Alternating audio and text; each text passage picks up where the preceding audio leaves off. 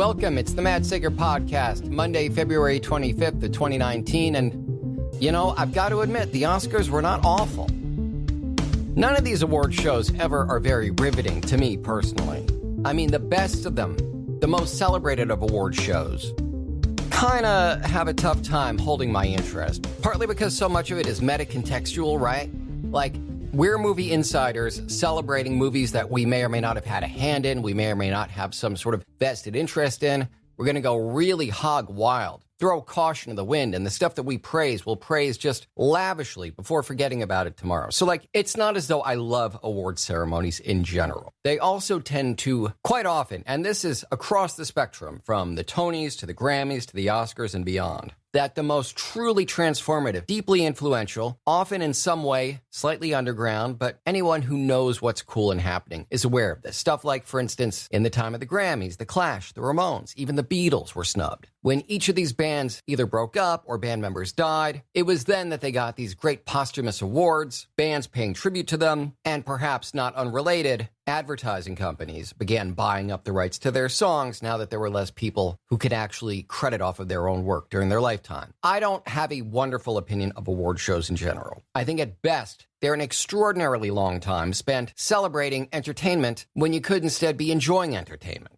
That said, this year's Oscars was looking especially dire. This was the first time in 30 years, since 1989, that the Oscars went entirely without a host. And I'd predicted that alone, let alone some last-minute changes that they tried to make, where they weren't going to televise certain awards, and then when there was a backlash to it, they said, oh, no, we're going to air those. That was just a miscommunication of some sort. I was like, all right. At this point, it was 2 days out from the Oscars, and I said, listen, this can't be saved. You can hate watch it, and there'll be a worst of clip fest, but that's really all you can expect from it, and I was wrong. This was a perfectly decent, utterly acceptable, better than last year's hosted Oscars. And in fact, the ratings reflected that. It got much better ratings this year than it did the year prior. So hostless is no longer necessarily a curse. The thing is, the only other time, like I said, in 30 years this had happened was the 1989 Oscars, which I've done a couple of episodes about that. I believe the Matt Sager Podcast, episodes 88. Then I think I touched on the subject on episodes 100 and 101. I know that one of them I nicknamed Starry Skits because that was part of the terminology used by the Oscars this year when they announced officially that after having declined to use Kevin Hart as a host due to his problematic Twitter record, that they were going to go for a, quote, brisk 3-hour broadcast featuring lots of fun starry skits, which, for one thing, just watch those 1989 Oscars. They were all about starry skits, and none of them aged well. Many of them were cringeworthy at the time. There's this amazing moment during that broadcast where they're in the middle of one of the introductory skits, and for a moment they cut to the audience, and you know how they like to hover momentarily over the famous names and faces in the audience. They happened to pass by Robert Downey Jr., who then as now was a big deal. Everyone was excited about him, and he couldn't hide. I don't know whether he knew he was on camera or not, but I mean, he looked like he was just holding the vomit in. Like he was so shocked that he was working in an industry this goofy, this cheesy, this ridiculous. And of course, the producer of that year's Oscars basically ended his career that night. So there were reasons to believe that last night would not be great, but in many, many ways it was. I'll touch on a few of those without going over it ad nauseum,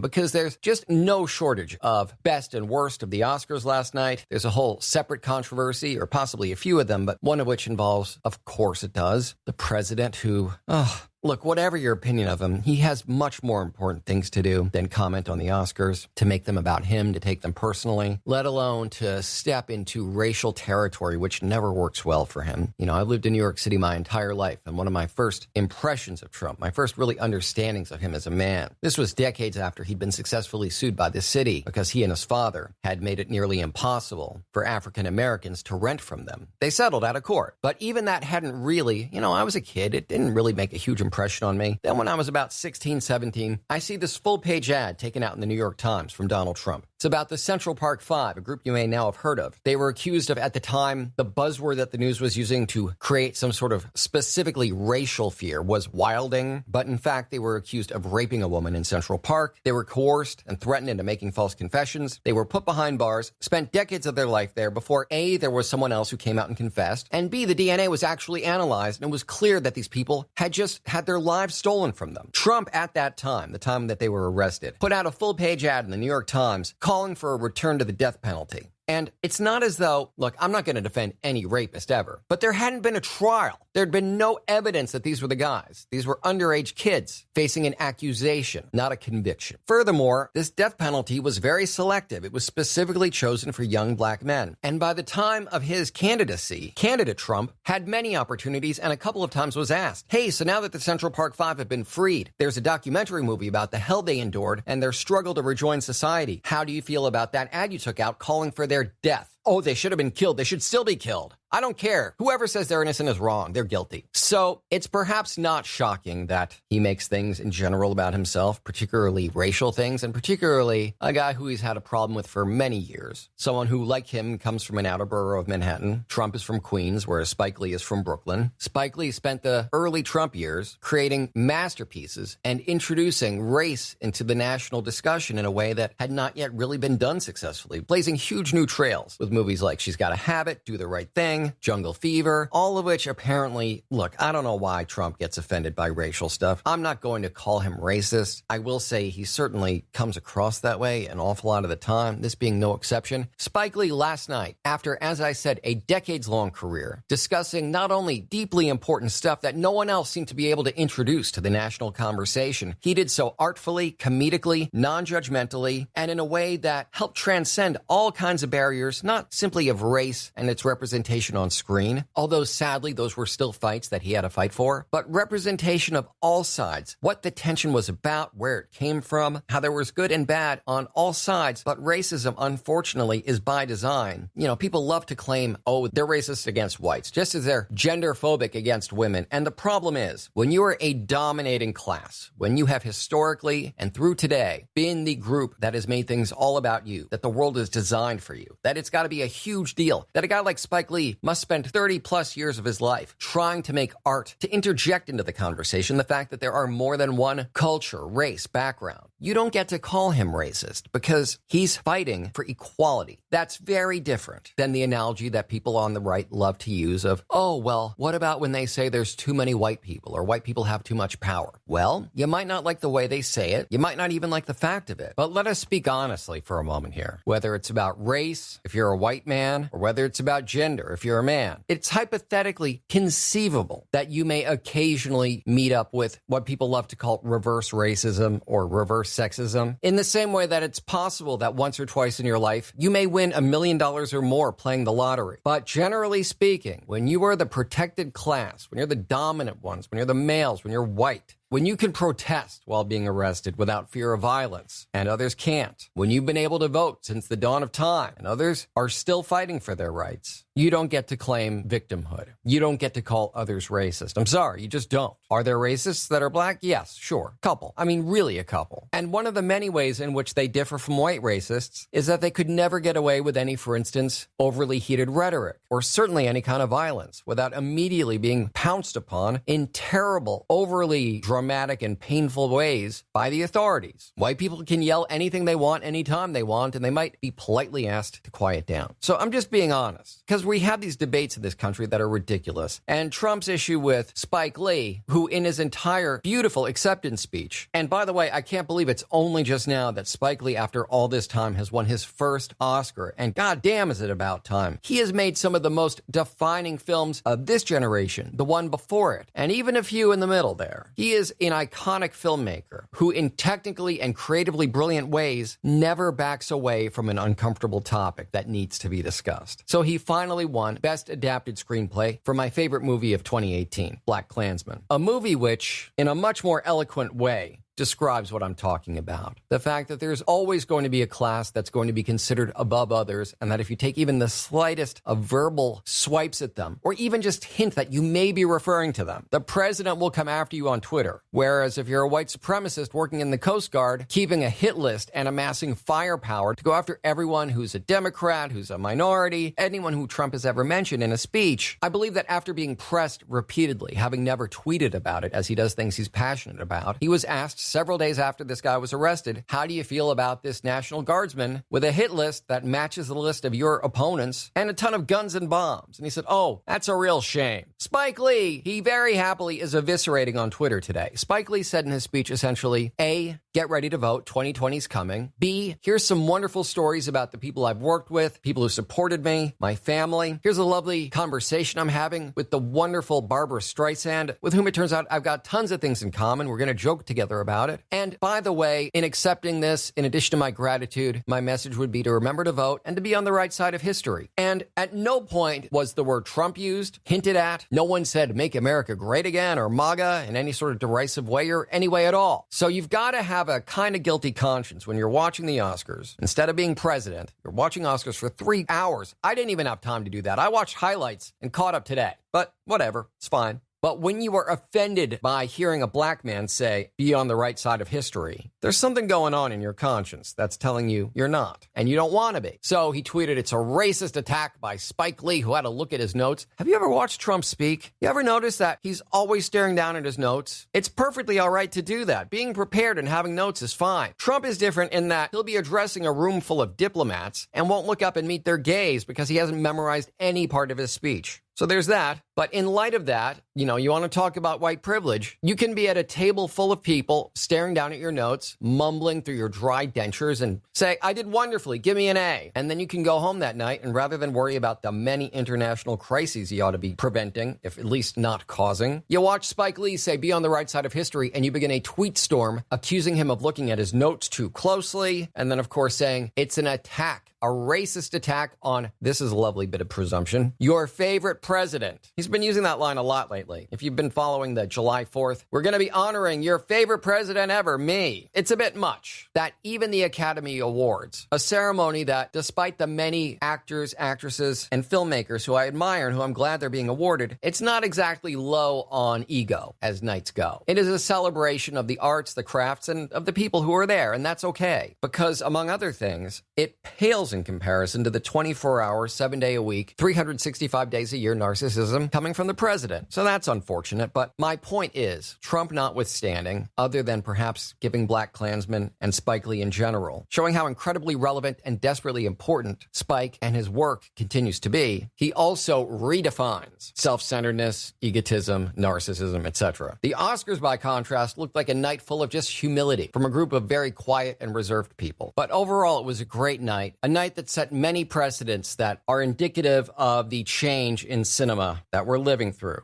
and what the next couple of years are going to be like as the industry continues to adapt, evolve, and change. For one thing, Black Panther made history. It did not win Best Picture, did not win Best Actor, but it won a lot of awards. It ended up being a movie that firmly established comic book films as no longer something to be ghettoized, stigmatized, or otherwise treated as less than Oscar-worthy. One might say this is very long overdue, but on the other hand, only movies like Black Panther and, say, The Dark Knight were movies that were good enough to induce this necessary but seismic change in the Oscars. That, guess what? Comic book movies, you don't need a special category of popular film. They're films. These are quality movies. Doesn't mean that every Marvel movie is going to be great, but it does mean that if Shazam is incredibly funny, it might be up for certain awards. And that's as it should be. The treatment of comic book films has in its own way been kind of as egregious as the treatment that comics received in this country, here in America, since the 1950s or so. Something to be laughed at, mocked, ignored, until one day it turns out that they've been a driving motivator or influencer of pop culture for decades and decades, that people who are now directing these movies winning Oscars are many of them at one time, if not currently, aspiring comic writers, artists, etc. The film should be no different, especially when it's something as great as Black Panther, which did win a ton of awards. Black Panther walked away last night with Best Original Music Score for Ludwig Göransson. When I heard that the score was being nominated, I mistakenly thought it was the soundtrack, which, among other things, featured tons of new music from Kendrick Lamar. So I did, in my Oscar predictions a couple of episodes ago, say that Black Panther's got to be a lock for that. And it turned out I was right, and yet at the same time I was wrong. It did win Best Score, but it was not the album I was thinking of. There was a score and a soundtrack, so that's my bad. But as it turns out, despite my goofy mistakes, I happen to be right. So good on me, I guess. It also won Best Costume Design, Best Production Design, Best Sound Mixing, and Best Sound Editing. It didn't win Best Picture, but not only is that a very tall order, but in addition to having all this competition, which is fair, the movie that actually did win Best Picture is probably the one controversy that just about everyone agrees shouldn't have happened. And this is complicated for me only because the movie that won features one of the best actors alive today, who won an Oscar himself for the movie as Best Supporting Actor. Mahershala Ali is so good. I'm kind of an old school fan of his, like before people were aware of what a monstrously talented guy he was. I used to watch Mahershala Ali and marvel at his acting skills on what was a actually pretty decent genre show. I don't think it's aged super well. It's from that period when people were making sci-fi fantasy shows in the early to mid 2000s, and they were all dripping with post 9/11 imagery and anxiety. And that's part of what made them so relatable and so addictive was we were all going through that together. But that moment in time combined with a set of special effects that, let's face it, we've made such huge strides in that arena and we continue to year by year that anything on network or even cable TV from those years is often a little bit rough around the edges, shall we say. And this is certainly true of this show, which despite all that, I still love a lot. I recommend it to you very highly. I believe it's on Netflix. And there's a reboot of the show in the works. Not featuring Mahershala Ali, but anyway, the show is called The 4400. So I've been watching Mahershala Ali just kill it in every performance, no matter how silly, no matter how deep, whether it be Moonlight or the movie for which he won Best Supporting Actor last night, the movie that won Best Picture last night, Green Book. But my point is that Mahershala Ali just rules at everything. That said, I believe it's pretty uncontroversial at this point for me to say that Green Book did not deserve Best Picture. It's been racking up awards all over the place, and every time it does so, everyone goes, what the hell are people thinking? It is reminiscent, if nothing else, of a skit that Seth Meyers did on a show the other night, almost certainly inspired by and maybe even predicting, well, first off, all the awards that Green Book had already won by this point, and the fact that it was eligible for and was amazingly a leading contender, which turned out to be true for Best Picture at last night's Oscars. It is a movie about, Key and Peele did this wonderful sketch way back when, about the magical black man that is featured in every Stephen King movie and most movies. The wise, elderly, sage black guy who conveys this wisdom that, wow, look at him save a white man's life. And then it gets very silly and funny when two of these characters get into a fight over who gets to save the white man's psychological, family, home problems, etc. But Seth Meyers did sort of a 180 on that, as I think he called himself the white savior. And he was like, in a world where women of color have to fix the space program or break codes during the war or solve these previously unsolvable math equations, this white man stood up and said, yes, I'll help you out, even though I have no idea what you're doing. Or I'll yell at anyone who looks at you sideways and be just the ultimate liberal enabler. And it is true that people who simply aren't awful get and give themselves a lot of praise just for not being horrible racist people. The standards for decency are quite low. Again, not to go back into the whole racial, class, gender thing, but really, the word liberal is sort of thrown around both as a sort of ad hominem attack or as praise given to oneself or given by others as, wow, look at you sticking up for another human being. It's like, yeah, that's sort of what we're supposed to do for one another. So Green Book is ostensibly a true story about a musician played by Mahershala Ali and his bodyguard played by Viggo Mortensen. And the family of the actual musician upon whom it's based has come out and said they really didn't like the movie. They thought it was an inaccurate portrayal, both of the musician and of his bodyguard and of their relationship and basically the entire thing. That to call it a biopic is silly, and to make it about this family members of theirs who meant so much to them, they were deeply hurt and insulted by that. And Mahershala Ali got out in front of this right away when he heard this. He said, wow, I'm really sorry. I enjoyed making the movie. I liked working with Viggo quite a bit, although Viggo, during the press tour for Green Book, said some pretty shocking stuff, just thinking that, oh, well, I'm in the movie, I can get away with this. He dropped a couple of N-bombs, which were rather shocking to me, to Ali, and to just about everyone who saw it. But that's hardly Green Book's greatest sin.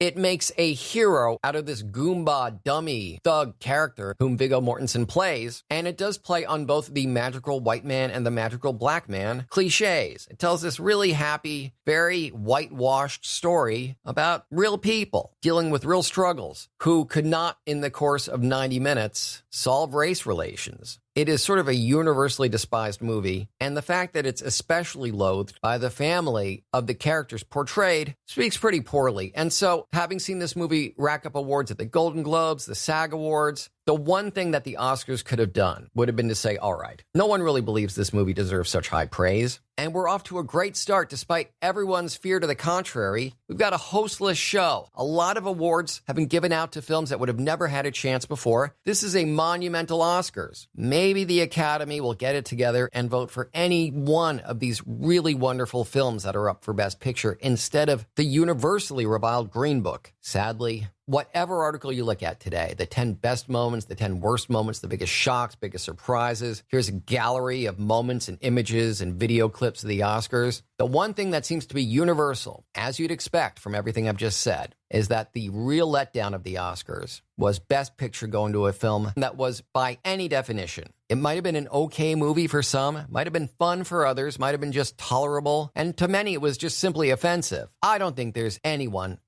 again, I'm not in the Academy, so clearly they've got access to some sort of measurement standards of entertainment and its value inherently and intrinsically in a way that I simply don't. But it seems to me that I'm in pretty safe company, that I'm basically joining the entire world of film goers, film critics and reviewers, culture critics, and again, the family members of the people being portrayed in this movie. Nobody thought Green Book deserved Best Picture. I chalked it up to the power of Mahershala Ali, who does really class up anything he does. So I'm not at all surprised that he won Best Supporting Actor because he just shines in anything. He really does. But the film, Green Book, and please let me know if you disagree. And let me know any thoughts you've got about the Oscars. Things they did well, things they didn't do well, how you felt about them going hostless. But again, let me know if you think I'm wrong, but I don't think there's any measure by which Green Book comes close to being Best Movie of the Year. I don't think it even should have been nominated, but you may very well disagree. Get in touch with me about that or anything else for that matter. Got a lot of stuff going on the Matt Sager podcast in the future, and I'd love for you to be a part of it. So email matt at mattsager.com or call me 646-535-4788 or get me on social media, where on Twitter I'm at Matt Sager, Instagram I'm Real Matt Sager, and on Facebook, let's see, my personal page is The Matt Sager, my voiceover page is Matt Sager VO, and of course this podcast page, which you should certainly be liking, subscribing to, joining. It's facebook.com/Matt Sager Podcast. Also, check out the links in the description for tonight's podcast episode, where you'll find both links to my Patreon, patreon.com/Matt Sager, and my merch store from my friends at wehavemerch.com. I would love to start seeing people wearing this stuff. There's Matt Sager Podcast t-shirts, hoodies, and if you don't want to advertise me just walking around, that's fine, although you should. But you can also get Matt Sager Podcast coffee mugs and stickers. As for everything else, my voiceover reels, contact information, archive back episodes of this podcast, articles, blog posts, and much more, you can find all that on my website, mattsagervoiceover.com.